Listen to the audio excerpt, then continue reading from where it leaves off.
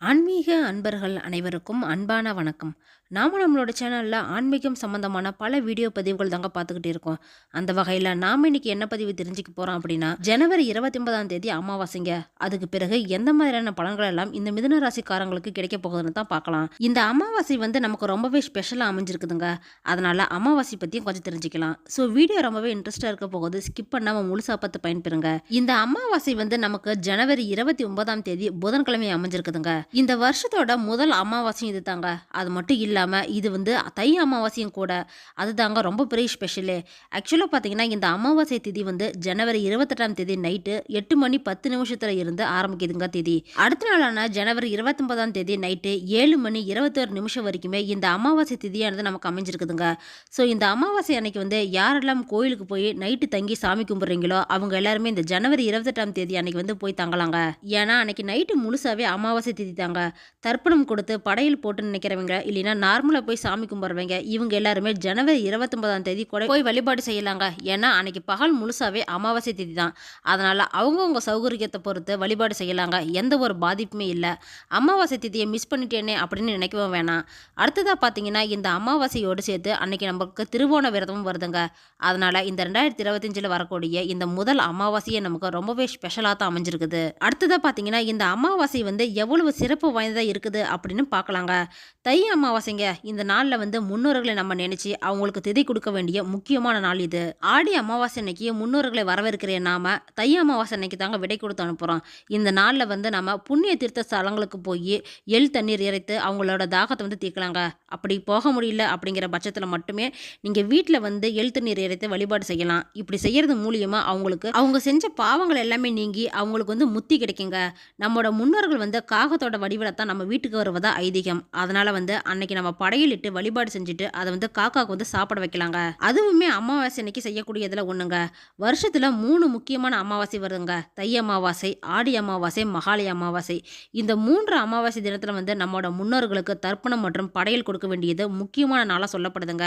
ஏன்னா மற்ற அமாவாசையை நீங்க மிஸ் பண்ணியிருந்தீங்க அப்படின்னாலுமே கூட இது மாதிரியான அமாவாசையில நீங்க கண்டிப்பா தர்ப்பணம் கொடுக்கணுங்க. அப்படி கொடுக்கறது மூலியமா முன்னோர்களோட ஆசீர்வாதம் உங்களுக்கு நிச்சயமா கிடைக்கும். தை அமாவாசை அப்படிங்கிறது சூரியனின் முக்கியமான நாளுங்க.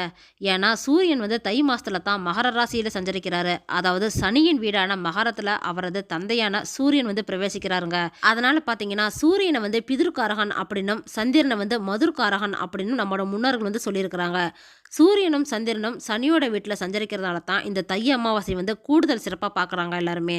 அதனால இந்த புண்ணிய காலம் அப்படின்னே சொல்லலாங்க இதை. இந்த அமாவாசை நாளில் நம்ம என்ன செய்யணும் அப்படின்னு பார்த்தீங்கன்னா, முக்கியமாக முன்னோர்களை நினைச்சு நம்ம நீர்நிலைகளில் போய் தர்ப்பணம் கொடுக்கணுங்க. இது மாதிரி தர்ப்பணம் செஞ்சுட்டு வீட்டுக்கு வந்ததுக்கு அப்புறமா நம்மளோட முன்னோர்கள் படத்தை எடுத்து சுத்தம் செஞ்சு வடக்கு இல்லைன்னா கிழக்கு திசையில் வச்சு சந்தன குங்குமம் வீட்டுக்கோட துளசி மாலை சாத்தி வழிபாடு செய்யலாங்க. முன்னோர்கள் பயன்படுத்திய பொருளை வச்சு குத்து விளக்கு ஏற்றியும் வைக்கலாம். அது மட்டும் இல்லாமல் அவங்களுக்கு பிடிச்ச இனிப்பு, காரம், பல வகை இப்படின்னு அவங்களுக்கு என்னென்னலாம் சாப்பிடுவாங்களோ அது எல்லாத்தையுமே படைத்து அன்னைக்கு நம்ம வழிபாடு செய்யலாங்க. இது கூடவே கோதுமை, தவிடு, அகத்திக்கீரை இது எல்லாம் முத நாளே ஊற வச்சுட்டு அடுத்த நாளான அமாவாசை அன்னைக்கு பசுவுக்கு தானமாகவும் கொடுக்கலாங்க. இது மாதிரி அவங்களுக்கு பிடித்த உணவை நம்ம படையல் போட்டு வழிபட்டோம் அப்படின்னா அவங்களுக்கு மன திருப்தி அடைந்து நல்லாட்சி நமக்கு கொடுப்பாங்க. தெய்வத்தோட அருள் நம்மளுக்கு எப்படி முக்கியமோ அதை விட தாங்க இந்த முன்னோர்களோட வழிபாடும் அவங்களோட ஆசீர்வாதமும் நமக்கு ரொம்பவே முக்கியம். அதுதான் நம்மளோட குடும்பத்தை நல்ல முறையில் வாழ வைக்கும். நம்முடைய முன்னோர்களுக்கு தர்ப்பணம் செஞ்சு படையல் போட்டு வழிபடுற வரைக்குமே வீட்டில் பூஜை சம்பந்தமான எந்த ஒரு விஷயத்தையும் செய்யாதீங்க. மேக்சிமம் பார்த்தீங்கன்னா எல்லாருமே இந்த அமாவாசை அன்னைக்கு மதியானமா விரதம் விட்டுருவாங்க. அதுக்கப்புறமா நீங்க பூஜை செஞ்சு வழிபாடு செய்யலாங்க வீட்டில். இந்த அமாவாசை நாளில் நாம என்ன செய்யக்கூடாது அப்படின்னு பார்த்தீங்கன்னா, அன்னைக்கு மாமிசம் சாப்பிடக்கூடாதுங்க. அது மட்டும் இல்லாம தர்ப்பணம் செய்யும் போது கருப்பு எல்லை மற்றவங்க கிட்ட இருந்து கடன் வாங்கவும் கூடாது. தண்ணியில இருந்துகிட்டு கரையில தர்ப்பணம் செய்யக்கூடாதுங்க.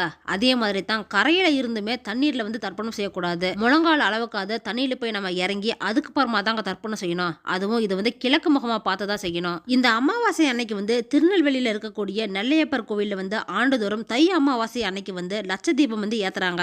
அது மட்டும் இல்லாம புண்ணிய நீர் ஸ்தலம் அப்படின்னு சொல்லக்கூடிய இருக்கக்கூடிய ராமேஸ்வரத்துல வந்து அன்னைக்கு தர்ப்பண வழிபாடு வந்து ரொம்பவே சிறப்பா நடக்குதுங்க. இது மாதிரி யாரெல்லாம் ராமேஸ்வரம் போய் தர்ப்பணம் கொடுத்திருக்கீங்க அப்படின்னு கமெண்ட் பாக்ஸ்ல சொல்லுங்க.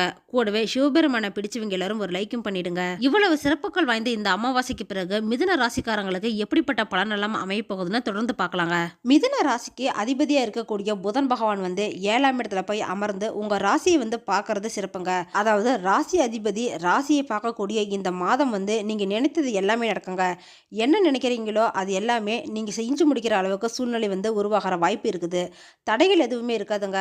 ஆனால் இந்த ஜனவரி 24ஆம் தேதிக்கு மேலே உங்கள் ராசிநாதன் வந்து 8ஆம் இடம் அப்படின்னு சொல்லக்கூடிய அஷ்டமஸ்தானத்தில் போய் மறையிறாருங்க. அப்போ 8ல் போய் மறையிறப்போ கெடுபலன் ஏதாவது வருமோ அப்படின்னு நினைப்பீங்க. ஆனால் எந்த ஒரு பயமும் வேணாங்க. ஏன் அப்படின்னு பார்த்தீங்கன்னா 8ஆம் இடத்துல அமர்ந்து இருக்கிற புதனை வந்து அந்த குரு பகவான் பார்த்து புனிதப்படுத்துறாருங்க. அப்போ எதையெல்லாம் செய்ய முடியாமல் தவிர்த்த விஷயங்கள் எல்லாமே மறைந்து இருக்கிற விஷயங்கள் இப்போ உங்களுக்கு தெளிவாக தெரியுங்க. மறைந்த புதன் நிறைந்த அறிவை தருவார் அப்படின்னு சொல்லுவாங்க. அந்த வகையில் பார்த்தீங்கன்னா நிறைய உள்ளுணர்வு சக்தியை வந்து உங்களுக்கு தருவாருங்க அப்படின்னு எடுத்துக்கலாம். நீங்கள் வெளிநாட்டுக்கு போகணும் அப்படின்னு நினைக்கிறவங்களா இருந்தீங்கனாலும் அவங்களுக்கு கூட இப்போ வந்து சக்ஸஸ் ஆகுங்க.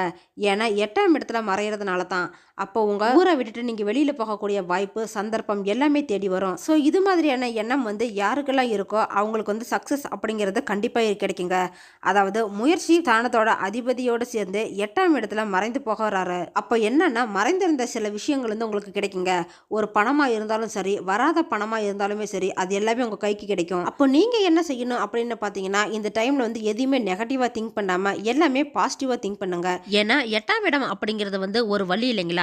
அதனால வழிகளை கொடுத்துக்கிட்டே இருந்த சில விஷயங்கள், அதாவது ஒரு வழக்கு சம்பந்தமா வம்பு வழக்கு, இதுக்கு எல்லாமே ஒரு தீர்வு கிடைக்கக்கூடிய தன்மை இருக்குதுங்க. தனம் சார்ந்த விஷயத்திலும் குடும்பம் சார்ந்த விஷயத்திலும் பார்க்கறப்ப இந்த டைம் வந்து சந்திரன் ஆட்சி பலத்தோட செவ்வாயோட இணைந்து இருக்கிறதுனால தனவரவு அப்படிங்கிறது வந்து உங்களுக்கு நல்லா இருக்குதுங்க. பொருளாதாரம் வந்து மேம்பாட்டை உருவாக்கும். கூடவே உங்களோட வாக்குவன்மை கூட அதிகரிக்குங்க. முயற்சி ஸ்தானம் தைரிய வீரியம் கொடுக்கக்கூடிய 3ஆம் அதிபதி 8ல் போய் மறைஞ்சிருக்கிறாரு. அப்போ உங்களுக்கு டிராவல் வந்து அதிகமாகுங்க. அதிலும் குறிப்பாக பார்த்தீங்கன்னா இந்த டாக்குமெண்ட் சார்ந்த விஷயத்தில் வந்து ரொம்பவே கவனமாக இருக்கணுங்க நீங்கள் இந்த மிதுன ராசிக்காரங்களுக்கு. ஏன்னா 3ஆம் அதிபதி 8ல் மறைஞ்சிருக்கிறாரு. அதே சமயத்தில் புதன் பகவானும் 8ல் தாங்க மறைஞ்சிருக்கிறாரு. அப்போ டாக்குமெண்ட் சம்பந்தப்பட்ட விஷயத்தில் வந்து எதை வாங்கினாலுமே இடம், வண்டி, நிலம், வீடு இப்படின்னு எதுவா இருந்தாலுமே டாக்குமெண்ட் விஷயத்துல வந்து நீங்க கையெழுத்து போடுறப்ப ரொம்பவே கவனமா இருக்கணுங்க. கூடவே யாருக்கும் வந்து ஷூரிட்டி கையெழுத்தும் போடாதீங்க. ஏன்னா அது வந்து உங்களையே பெரிய பிரச்சனையில மாட்டி விடுறோம். இந்த மிதுன ராசிக்காரங்களுக்கு சுகஸ்தானம் எப்படி இருக்கு, வலுப்பெறுமா அப்படின்னு கேட்டீங்கன்னா 4 வந்து 7ஆம் இடத்துல தாங்க உட்கார்ந்து இருக்கிறாரு.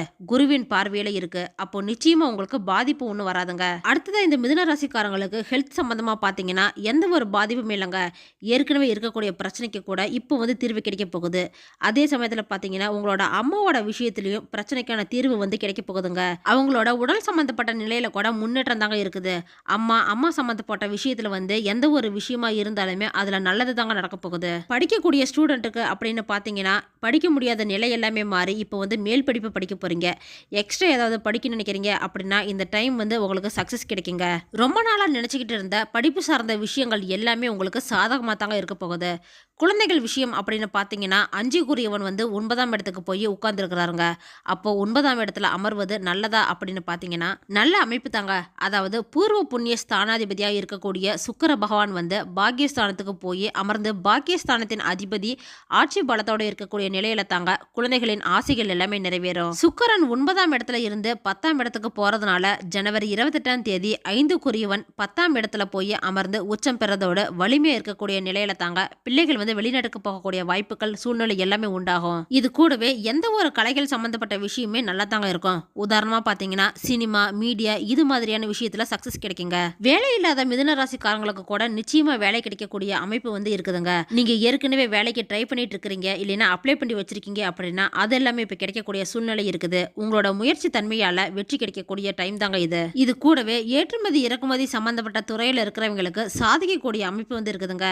ஏன்னா ராகு போய் 10ஆம் இடத்துல இருக்கிறதுனால வெளிநாட்டு கிரகம் இது அப்படின்னு சொல்லக்கூடிய ராகு 10ஆம் இடத்துல தொழில் ஸ்தானத்துல இருக்கிறதுனால வெளிநாட்டு வேலை, வெளிநாட்டு முதலீடு, நண்பர்கள் மூலியமா பிசினஸ் சேர்றதுக்கு இப்படி எல்லாமே வாய்ப்புகள் இருக்குதுங்க. சோ இந்த டைம் பாத்தீங்கன்னா இந்த மிதுன ராசிக்காரங்களுக்கு முயற்சியால எல்லாத்தையுமே சாதிக்கக்கூடிய நிலை தாங்க அமைஞ்சிருக்குது. பரிகாரம் அப்படின்னு பாத்தீங்கன்னா பிப்ரவரி 4ஆம் தேதி செவ்வாய்க்கிழமை வந்து சூரிய பகவான் ஜெயந்தி வருதுங்க.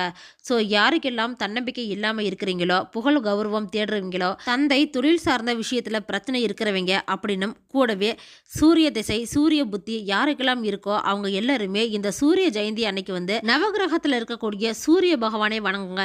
நிச்சயமா நல்ல ஒரு மாற்றம் உண்டாகுங்க உங்களுக்கு. இது வரைக்கும் நம்ம பார்த்தது எல்லாமே கோச்சார ரீதியான பொது பலன்கள் தாங்க.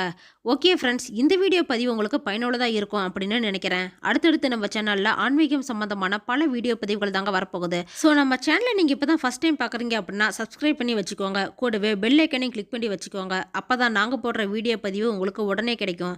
இந்த வீடியோ உங்களுக்கு பிடிச்சிருந்தா லைக் பண்ணுங்கள், ஷேர் பண்ணுங்கள், கமெண்ட் பண்ணுங்கள். அதோடு உங்கள் ஃப்ரெண்ட்ஸ் அண்ட் ஃபேமிலிக்கும் ஷேர் பண்ணுங்கள். அவங்களும் இந்த வீடியோ பதிவை பார்த்து பயன்பெறட்டும். மற்றொரு ஆன்மீக தகவல் வீடியோவோடு உங்களை சந்திக்கிறேன். ஆன்மீக அன்பர்களான உங்களுக்கு நன்றியும் வணக்கமும்.